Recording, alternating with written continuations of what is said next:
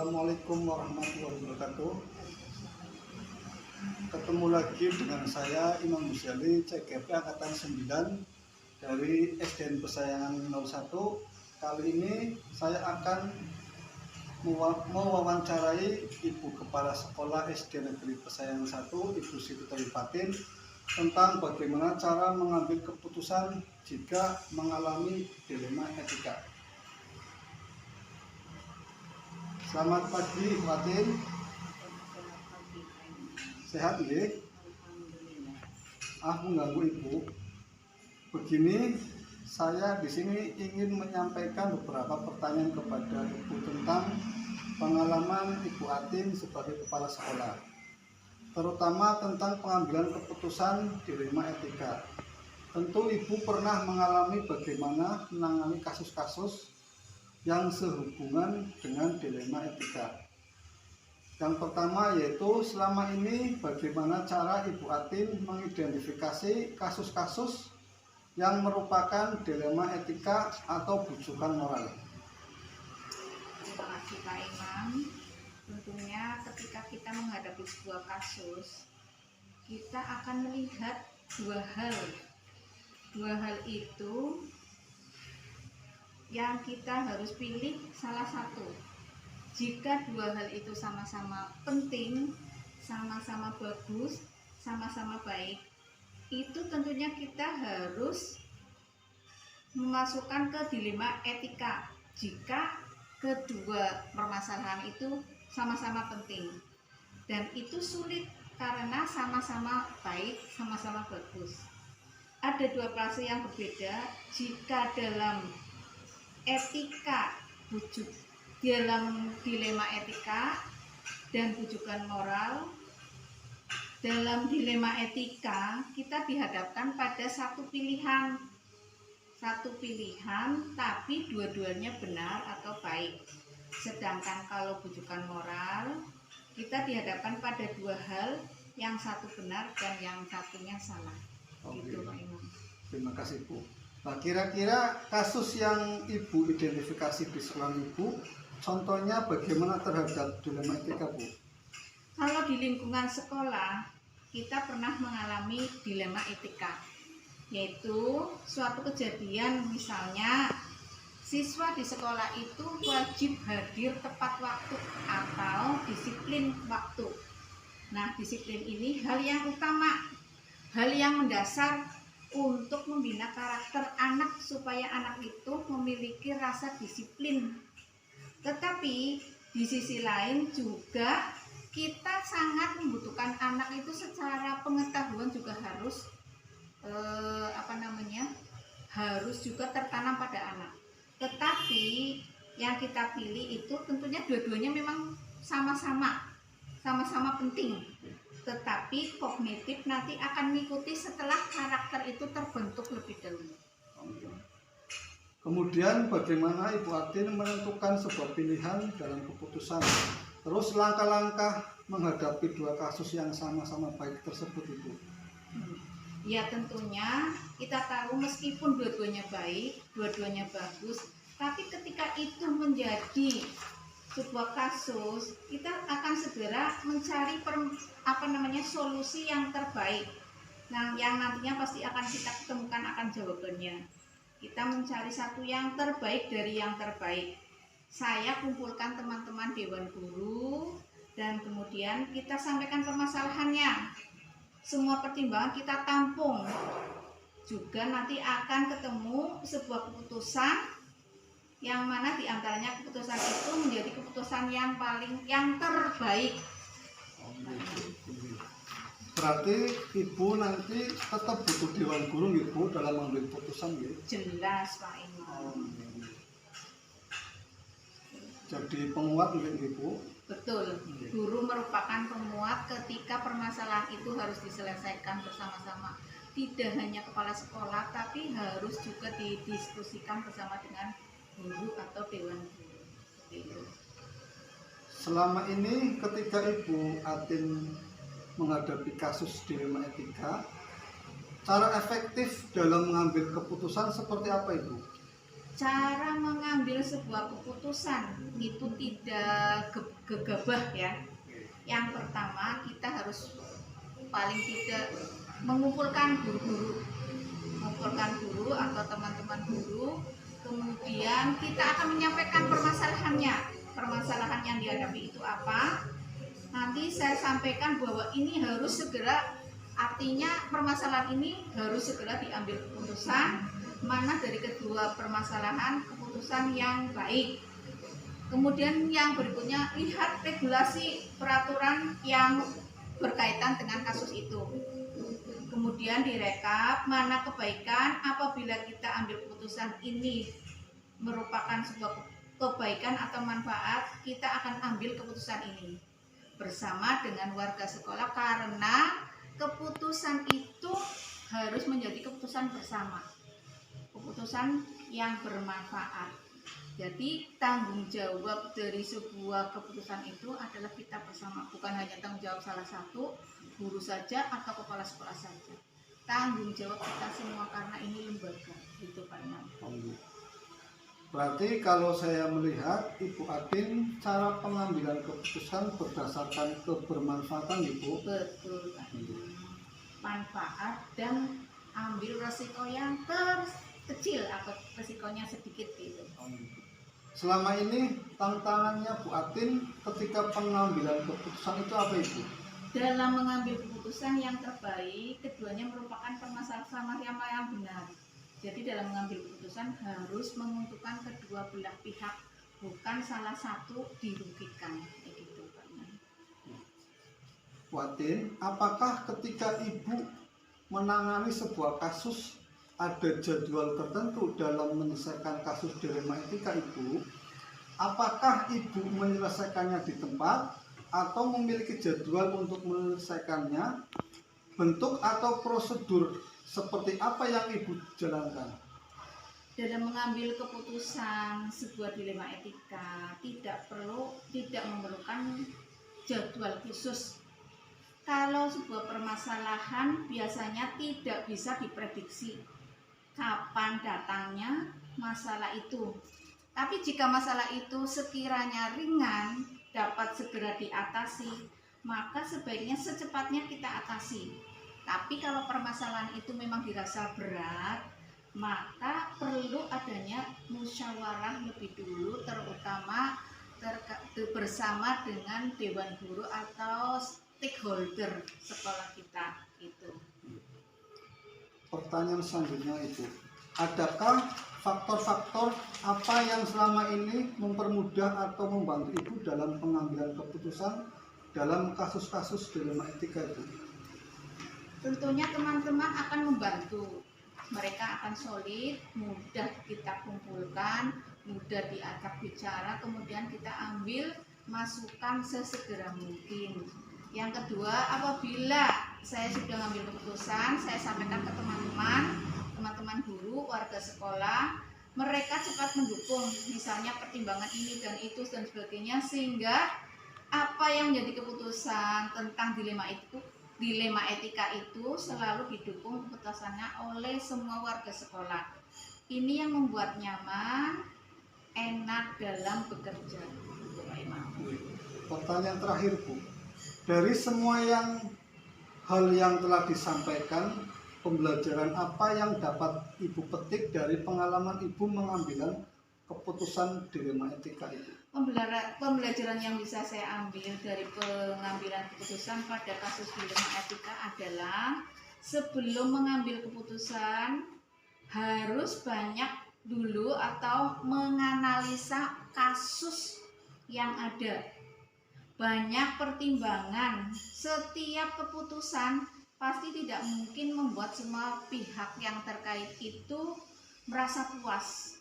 Tetapi semua harus menghormati sebuah keputusan yang diambil oleh kita bersama. Itu perlunya dalam mengambil sebuah atau menghadapi sebuah keputusan, kita perlu adanya musyawarah.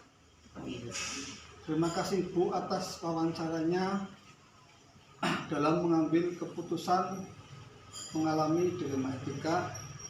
Kurang lebihnya saya mohon maaf Ibu bila ada Sama-sama. kata-kata saya yang kurang. Wabillahi taufiq wal hidayah. Assalamualaikum warahmatullahi wabarakatuh. Waalaikumsalam.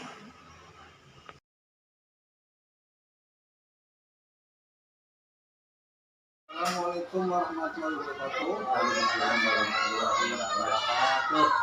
Perkenalkan, nama saya Imam Busyali, calon guru penggerak angkatan 9. Pada kesempatan ini saya akan mewawancarai Bapak Kepala Sekolah, Bapak Agus Ali, SPB, Kepala SDN Kebasan 01. Selamat pagi Pak Agus. Selamat pagi. Sehat Pak Agus? Alhamdulillah sehat. Maaf mengganggu Pak.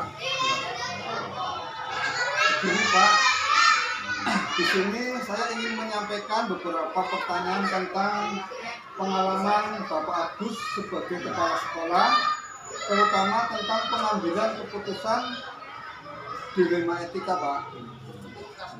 Tentu Pak Agus pernah mengalami bagaimana menangani kasus-kasus yang berhubungan dengan dilema etika. Nah, di sini pertanyaannya begini Pak Agus. Yang pertama, selama ini bagaimana caranya Pak Agus mengidentifikasi kasus yang merupakan dilema etika atau bukan moral Pak Agus? Pertama-tama saya mengucapkan selamat datang di podcast satu ini. Ya, ada Imam Busyali yang sudah menyempatkan untuk selalu hadir di PT Kebasan 01 ini. Nah, tentang pertanyaan dilema etika, kita satu pertanyaan yang baik, sangat baik menurut saya. Nah, tadi apa pertanyaannya? Bagaimana Menangani untuk menangani masalah ini, pertama saya melihat kasus dilema etika yaitu benar melawan benar itu merupakan situasi yang terjadi ketika harus memilih dan memutuskan antara dua pilihan. Jadi ini boleh dikatakan dua simalakama, ya, antara dua simalakama artinya dimakan ayah mati, tidak dimakan ibu mati, tapi memang harus dipilih. Jadi kan harus benar-benar cermati untuk masalah itu, ya. Kita akan bukan moral yaitu benar melawan benar, benar melawan salah, yaitu situasi antara keadaan ketika harus mengambil keputusan antara benar dan salah itu memang beda. Jadi kalau benar dengan benar itu sangat harus kita harus cermati, harus kritis sekali. Seperti itu. Kemudian bagaimana Pak Agus menentukan sebuah pilihan keputusan atau langkah-langkah untuk menghadapi kasus yang sama baik tersebut Pak Agus? Tentunya kita tidak boleh gegabah karena walaupun kan boleh dikatakan baik sama baik, tapi harus kita cermati dulu, ya. Pertama-tama saya mengidentifikasi kasus dari berbagai sudut pandang, ya.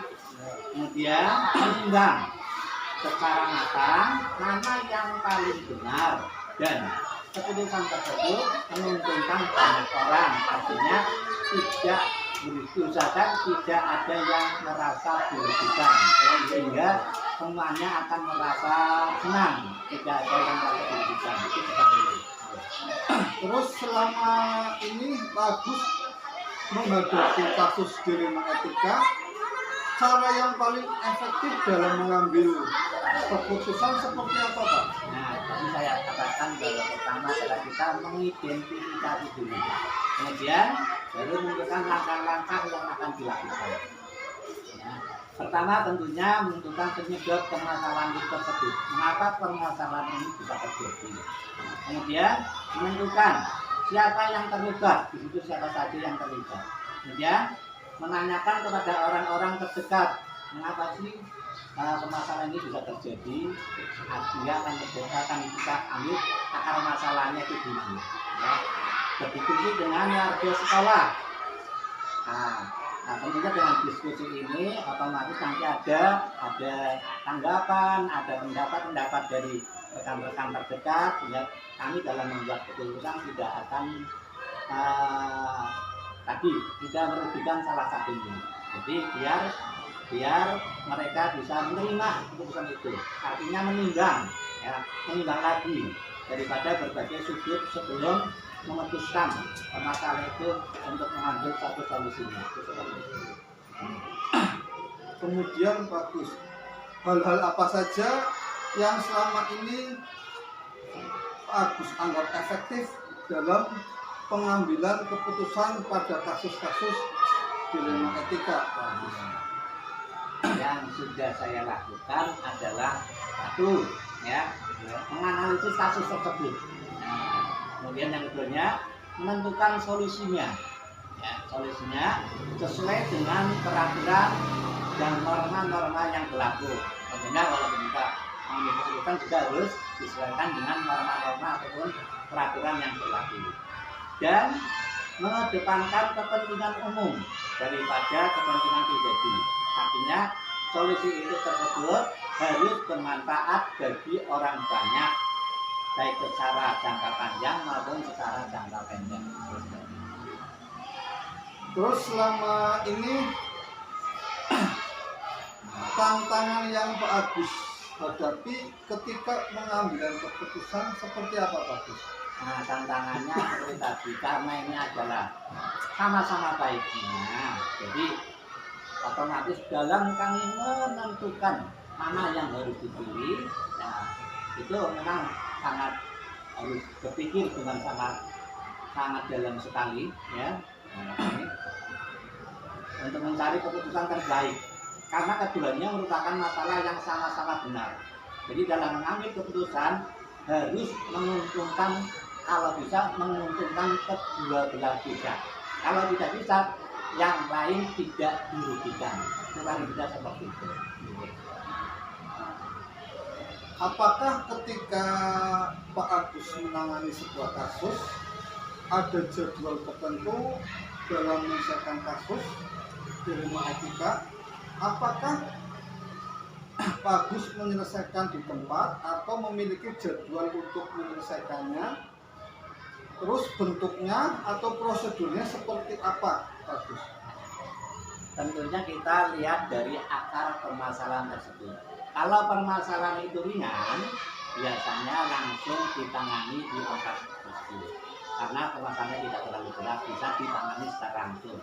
Tapi kalau permasalahannya membutuhkan langkah-langkah yang sangat berat, maka harus ditempuh dengan langkah-langkah, diantaranya yaitu kesulitan seperti tadi yang di atas, yaitu menentukan penyebab permasalahan, kemudian menentukan siapa saja yang terlibat, kemudian menanyakan kepada orang-orang terdekat, artinya tadi berdiskusi, ya, dengan warga sekolah, membuat beberapa solusi keputusan, menimbang lagi dari berbagai sudut sebelum memutuskan atau mengambil keputusan. Jadi memang banyak sekali pertimbangan-pertimbangan kalau memang kasus itu dirasa sangat berat, itu seperti itu. Pertanyaan selanjutnya bagus. Adakah faktor-faktor apa yang selama ini mempermudah atau membantu Pak Agus dalam mengambil keputusan dalam kasus-kasus dilema etika ini? Alhamdulillah di sini guru-guru, dewan guru di sini bisa diajak kerjasama. Jadi dalam mengambil suatu keputusan, terutama masalah dilema etika, saya selalu mengajak warga sekolah atau stakeholder yang berhubungan dengan sekolah, wali murid atau warga sekolah sekitarnya untuk apa? Untuk menangani masalah persoalan tersebut. Gitu. Sehingga kami sudah mengantisipasi, artinya dari kami itu memang hubungannya sudah sangat akrab, sangat dekat, sehingga dalam memutuskan suatu permasalahan kami selalu mengadakan kerjasama.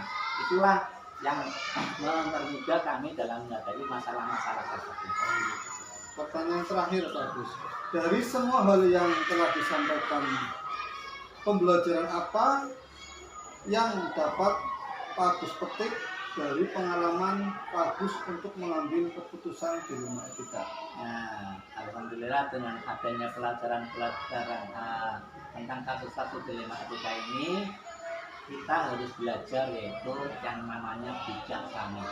Jadi dalam mengambil keputusan usahakan jangan merugikan salah satu pihak. Atau kalau memang seperti itu, kita harus tadi memilih yaitu untuk kepentingan orang banyak itu yang harus diutamakan. Itu seperti itu. Oh, iya. Terima kasih Pak Gus atas wawancaranya. Barangkali saya ada kata-kata yang salah, saya mohon maaf Pak Gus. Ya. Kurang lebihnya ya,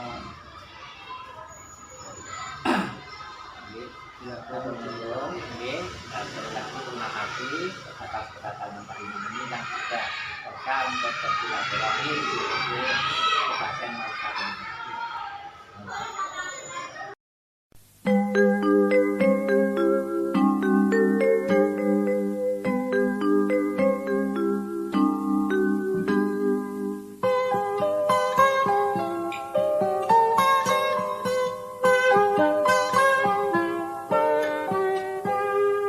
Pagiku cerahku, matahari bersinar, ku gendong tas merahku di pundak.